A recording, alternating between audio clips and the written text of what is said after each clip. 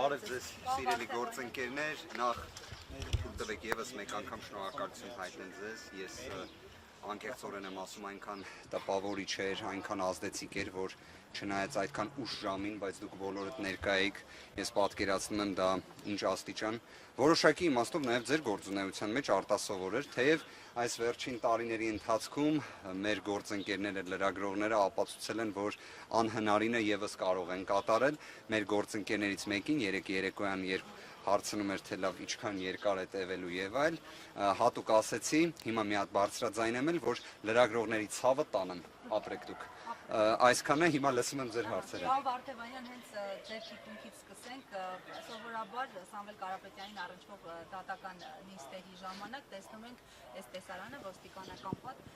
օբյեկտիվ եք համարում ոստիկանության այսչափ ներկայությունը, ներկայացվածությունը, որովհետև տեսնում ենք, որ դատարան եկող ճանապարհին էլ քիչ վերև ոստիկանական զորքերի մեքենաներ են եւ բազմաթիվ ոստիկաններ։ Գիտեք, որևէ տրամաբանություն դրանում չեմ տեսնում։ Եկեք մեկ օրինակ բերեմ, կարծում եմ դրանով բոլոր հարցերի պատասխանները կտրվեն։ 2025 թվականի հուլիսի 4-ին,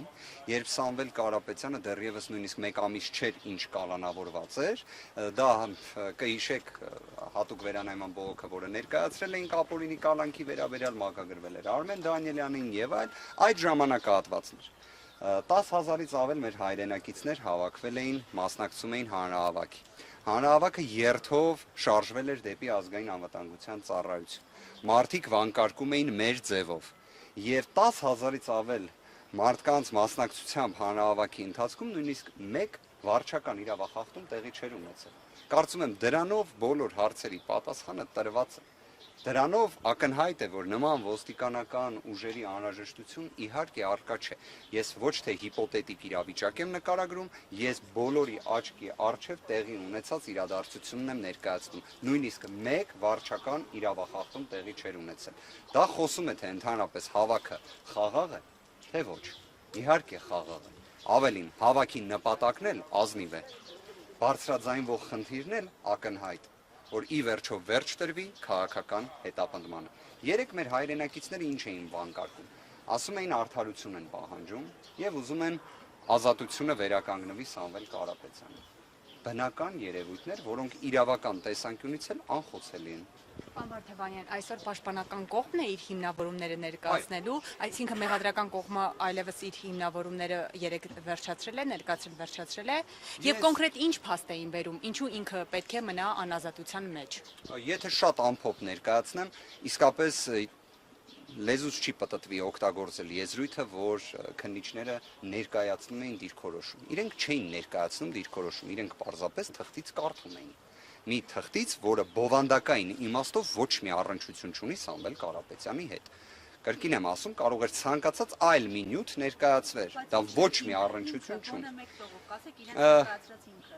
Որքանով որ կարող եմ ներկայացնել, հետևյալն էր, որ դեռևս իրենք ունեն վարութային գործողություններ, որոնք պետք է կատարեն, թե որոնք են դրանք պարզ չէ, չկա նշված, հասկանում եք, այսինքն ոնց է, չէ, եթե նայում ենք եվրոպական դատարանի նախադեպային որոշումների տեսանկյունից, եթե վկայակոչում ես որևէ ռիսկ, որ անձի անձնական ազատության իրավունքը շարունակական տևող կերպով սահմանափակվի, պետք է այն ունենա կոնկրետություն։ Պետք է բխի կոնկրետ հանգամանքներից եւ իհարկե գործի փաստական տվյալներից։ Դրանցից որևէ մեկը չկա։ Բայց ասում են, գիտեք ինչ, մենք 50-ից ավել քննչական խումբ ենք, բայց 60 օրն էլ բավարար չի։ Իդեպ ոչ թե 60, այլ 120 օրն էլ իրենց բավարար չի։ Ի վերջո հիշենք, չէ, որ այդ նույն խումբը սկսել էր դեռևս հունիսի 17-ից իրենց գործողությունը։ Սա մեկ, երկրորդը։ Իհարկե շատերի համար ծիծաղելի կթվա, բայց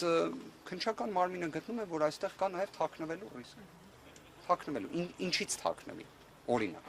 Սամվել Կարապետյանը ինչից պետք է թաքնվի, այս աբսուրդային մեղադրանքից, որը աբսուրդային է, ակնհայտ աբսուրդային է բոլորի համար, ինչը պետք է լինի շահագրգռվածությունը, եւ երկրորդը, Սամվել Կարապետյանը նույն հուլիսի 4-ին իր ուղերձում հայտարարել էր, որ ինքը քաղաքական հայտ է ներկայացնում, այդ պայմաններում ինչ թաքնվելու ռիսկ, իսկ ինչի մասին ենք խոսում։ Որն է ռիսկը, որ Սամվել Կարապետյանին իզոլացնեն նախընտրական փուլում, որն է ռիսկը, որի մասին չեն բարձրաձայնել օրինակ իրավապահները, արդարադատության ներկայացուցիչները։ Ես կարող եմ հետևյալը ասել, իրականում բոլոր հարցերը կամ դրանց պատասխանները միգուցե կամ երկուսը միաժամանակ թաքնված են Facebook սոցիալական ցանցում հունիսի 17-ի գրառումներում գործադիր իշխանության ղեկավարի կողմից։ Դրանով սկիզբ դրվեց քաղաքական հետապնդման։ Քաղաքական հետապնդումը իհարկե կարող է ունենալ տարբեր շարժառիթներ։ Դրանցից մեկը հենց իհարկե բուն քաղաքական գործընթացն է։ Դա եւս ակնհայտ է, որ տվյալ դեպքում արկա է, որովհետև այն աստիճան, այսպես ասած, անհանգստությունը, որը նկատվում է Սամվել Կարապետյանի նկատմամբ, կարծես թե ցանկացած անաչառ դիտորդ եւս կհաստատի։ Բայց դրա այլ հնարավոր շարժառիթները կարծում եմ իսկապես հնարավոր է նաև այդ հարցում ուղարկել ՀՀ կառավարություն ստանալ պատասխան։ Հնարավոր է բացահայտել։ Պաշտպանական թիմը ձեր հայտարարությունը տարածել դատավոր Վահե Դոլմազյանի վերաբերյալ հետաքրքիր է արդյոք երեք Վահե Դոլմազյանը քննիչներին հարցեր ուղղել է, ինչ դիրքորոշում է ունեցել եւ նաեւ տեղեկություն տարածվեց, որ դատական նիստը հետաձգվել է Դոլմազյանի ինքնազգացողության վատթարացման պատճառով, դա արդյոք համապատասխանում է իրականությանը։ Երկրորդ հարցադրման վերաբերյալ թույլ տվեք մասնագիտական որոշակի մոտեցումներից ելնելով ես ձեռնպահ մնամ պատասխանելուց, ինչ վերաբերում է առաջին հարցին, նիստը, եթե այսպես ասած զերծ պահենք թղթից կարդալու գործընթացը, որոշակի դինամիզմ ուներ իր մեջ։ Արդյոք դա հուսադրող է թե ոչ, դեռևս վաղ է դրա մասին խոսել, մենք բոլոր դեպքերում ցանկացած դատական նիստի ներկայանալով փորձում ենք կատարել հնարավոր առավելագույնը, աբսուրդը ընդգծելու եւ նաեւ հնարավոր իրավական, այսպես ասած, լուծումները ընդգծելու համար։ Մենք ինչ որ իմաստով գտնվում ենք մի, չգիտեմ, ոռոգայթի մեջ կամ մի անհասկանալի իրավիճակի մեջ, որտեղ մեր ակնկալիքը երևի թե տոկոսային հարաբերակցությամբ ասեմ 5-ից 10% իրավաբանությունն է։ Եթե 5-ից 10% իրավաբանություն, արդարադատություն, արդար դատաքննության իրավունք ապահովվի, ապա քաղաքական հետապնդումը ոչ թե ամբողջությամբ կդադարեցվի, քանի որ քաղաքական հետապնդումը դա իրենից մի առանձին գործընթաց է ենթադրում, բայց առնվազն իրավունքների կոպտագույն խախտումները կարող են նվազել այդ 5-ից 10% իրավաբանության հնարավորության դեպքում, ամենայն պատասխանատվությամբ եմ ասում, որովհետև կարծում եմ Հայաստանի Հանրապետության ցանկացած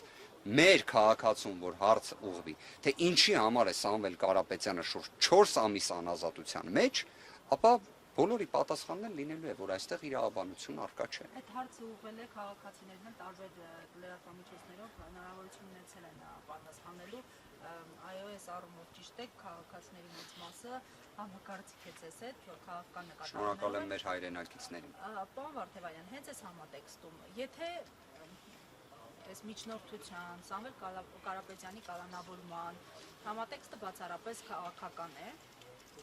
արդյոք իրավական լուծումները կաշխատեն, իրավաբանությունը կաշխատի եւ օրինակ ինչքան են ձեր շանսերը այս պահին։ Եկեք հետևյալը նշենք, մենք իրականում գտնվում ենք մի անարդար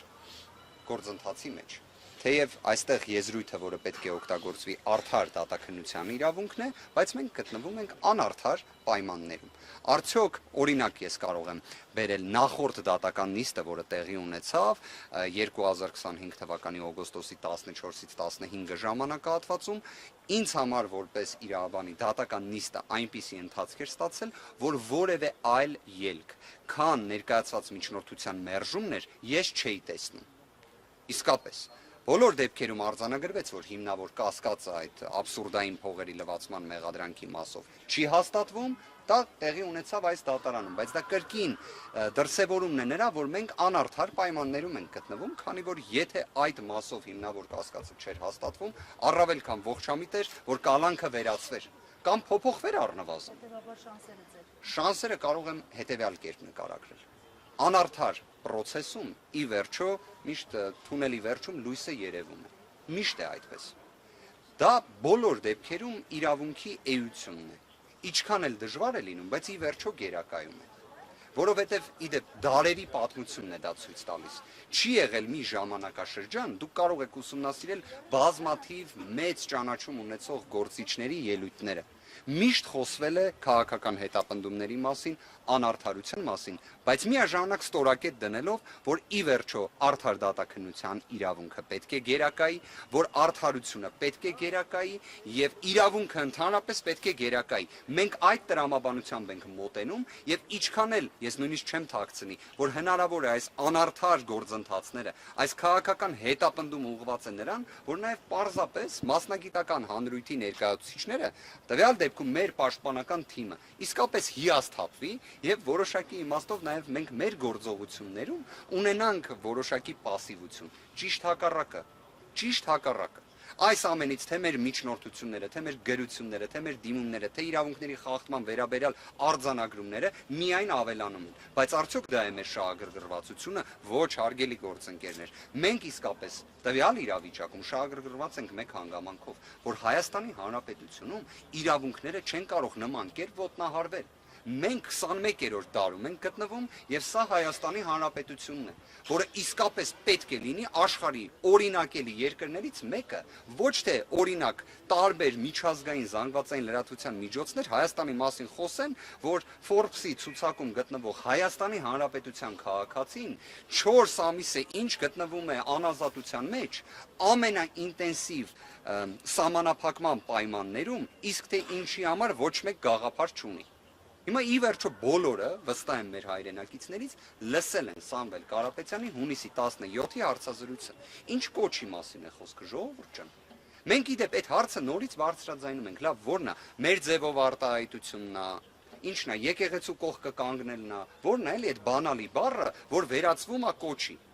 Կոչը ի վերջո հիմա օրինակ տեսեք, մենք այստեղ ունենք լիքը մեր հայրենակիցների, չէ՞։ Հիմա եթե մենք օրինակ մեր հայրենակիցներին առաջարկենք X գործողություն, այ դա նմանվում է կոչի, բայց ինքնին կոչը դեռ հանցանք չի։ Այդ կոչը պետք է ուղղված լինի կոնկրետ ինչ-որ մի ապօրինության։ Հիմա ենթադրենք 2018 թվականին բազմաթիվ կոչեր են հնչել այն ժամանակ ազգային ժողովի պատգամավոր Նիկոլ Փաշինյանի կողմից, որպես փողոցային շարժում սկսած անձի, այսպես ասած, կարգավիճակով, ինչի այդտեղ ամենը կոչ էր։ Այօրինակ երբ հնչում էր, որ կամ ես կլինեմ վարչապետ կամ Հայաստանի Հանրապետությունը վարչապետ չի ունենա, շատ նման է իդեպ իշխանությունը բռնությամբ զավթելու կամ սահմանադրական կարգը տապալելու կոչի, բայց ենթադրենք, որ եթե քաղաքական գործիչները չհաջողեն, մենք էլ մեր ձևով կմասնակցենք այդ գործընթացին, իդեպ 168-ի մեր գործընկերներն են, որ ներկա են, դուք վստահ եմ տեղյակ եք, որ մասնակցել արտահայտությունը գրվել էր միջամտել եւ որ պատկերացնեք եւ պատկերացրեք պարզաբանելու սկզբնաղբյուր կայքում է եղել բոլոր լրատվականները նույն ձևով փոքր են արել, բայց քանի որ 168-ը սիրելի լրատվամիջոց է եւ բոլորը ասեմ ավելին եւ օգտվել էին 168-ից ասեմ ավելին ես եկեք ձեզ մի հետաքրքիր հանգամանք բացահայտեմ ոչ միայն ընթերցում են, այլ նաև տվյալ դեպքում այս քրեական վարույթի նյութ է հանդիսանում հենց 168-ի կողմից հրապարակված հատվածը եւ ինչն է հետաքրքիր։ Ես ենթադրենք նայել եմ տեսանյութը եւ տեսել եմ, որ այնտեղ օգտագործվում է մասնակցել, ոչ թե միջամտել, չէ՞։ Պատկերացնում եք, որ օրինակ դատախազության եւ քննչականի գործընկերները դա չեն նայել։ Եւ ի սկզբանե նյութերը գնացել են միջամտելով։ Հիմա հարգելիներս, այս պարագայում հունիսի 17-ի Facebook-յան գրառումների հետ կապված ես օրինակ իսկապես հարց ունեմ։ Իսկ այդ գրառումները օրինակ զննվել են քննչական մարմնի կողմից։ Օրինակ իրենց հետաքրքիր չէ, ինչի համար է գործադիր իշխանության ղեկավարը միջամտել եզրույթը օգտագործում։ Ինչի համար է գործադիր իշխանության ղեկավարը Սամվել Կարապետյանի մասին խոսում։ Ավելին, ցուցումներ էլ տալիս իրավապահներին, օրինակ դա չեն ուզում քննության առարկա դարձնել։ Իհարկե միգուցե հիմա էլ քննչական մարմինը կասի, որ հենց այդ գործողությունը պետք է անեն, ու Սամվել Կարապետյանը կարող է խոչընդոտել այդ գործողություններին։ Դե հիմա աբսուրդ ինչի՞ չէ, մի հատ էլ տենց աբսուրդ լինի։ Քանի որ ինքն էլ ասել էր մենք մեր ձևով կմիջամտենք։ Այ հետաքրքիր հանգամանք եք բարձրացնում։ Ես օրինակ սկսել էի Facebook-յան գրառումները զննելու մտքից, դուք ավելի առաջ գնացիք, որ ընդհանրապես հարցաքննելու հարց բարձրաձայնվեր։ Կարծում եմ նախաքննական մարմինը այսօրվա պայմաններում երբեք նման գործողություն չի կատարի։ Իսկ դուք որպես պաշտպանական կողմ օրինակ հնարավոր է որևէ փուլում միջնորդեք, որպեսզի Նիկոլ Փաշինյանը դատանում հարցը։ Եկեք որևէ մի գործողություն չբացառենք այս փուլում, բայց ես առնվազն գիտեմ մի բան, որ այս քրեական վարույթի ամբողջ հարցերը, պատասխանները, ակունքը, առիթը Ընդհանրապես ամեն ինչ կատարվում է հենց հունիսի 17-ի այդ մի քանի Facebook-յան գրառումների մեջ են, որը ի դեպ, այսպես ասած, առնվազն մեղմ ասած զարմանալի է նաև ցանկացած միջազգային գործունեություն իրականացնող, իրավաբան լինի, իրավապաշտպան լինի, ԶԼՄ ներկայացուցիչ լինի, իսկապես բոլորի համար շոկային է, որ գործադիր իշխանության ղեկավարը նման ձևով գրառումներ է կատարում եւ մի հատ էլ ցուցումներ է տալիս, հաշվեհարդարի խոստում է տալիս, որը առնվազն տեսել ենք թե 120 օր ինչպես է կատարյալ կերպով իրացվում։ Պարոն Վարդևանյան, այսօր դատական նիստի մասնակցելու է պարոն Ամստերդամը թե ոչ, եւ երեք նա ասուլիսի ժամանակ ասել էր, որ մենք ամեն օր կգրոհենք Փաշինյանին եւ Հայաստանին մինչեւ Սամվել Կարապետյանի ազատ արձակվելը, եւ սա շատերի կողմից հանդիսացավ որպես կոչ, թեև նա ասել էր, որ իրավաբանորեն իրավական տեսանկյունից։ Ես այսպես ասեմ, կարծում եմ Ամստերդամի ելույթները նաև հասանելի են, օրինակ YouTube-ում, ենթադրենք իր հարցազրույցը Տակեր Կարլսոնի հետ։ Հասանելի է YouTube-ում, դուք էլ կարող եք ուսումնասիրել, այնտեղ եւս բավականին սուր հռետորաբանություն է օգտագործում, բայց վստահ եղեք, համոզված եղեք, Հայաստանի Հանրապետությունը գրոհելու կամ նման եզրույթները, ես նույնիսկ կարծում եմ միգուցե թարգմանության խնդիր է եղել, որովհետև Ամստերդամի հետ խոսելու ընթացքում կարող եմ ասել վերջինս չափազանց տպավորված է Հայաստանի Հանրապետության թե բնակիչներով, թե Հայաստանի Հանրապետությունով, այլ արծ որ բնավ տպավորված չէ քաղաքական հետապնդումներով, սա այլ պատմություն է, բայց այդպիսի ձևակերպումների տեսանկյունից կարծում եմ դա որոշակի առումով կիսաճշմարտություն է նման կերպ մեկնաբանելը, հավատացած եղեք, եթե հենց ուղիղ նման ձևակերպում լիներ, առաջին նախատողները կամ քննադատողները կամ դրա վերաբերյալ գնահատական տվողները լինելու ենք մենք, որովհետև ես առնվազն թե իմ գործընկերները որևէ մի պահ երևի թե տեղիք չենք տվել մեր վերաբերմունքի տեսանկյունից Հայաստանի Հանրապետության նկատմամբ։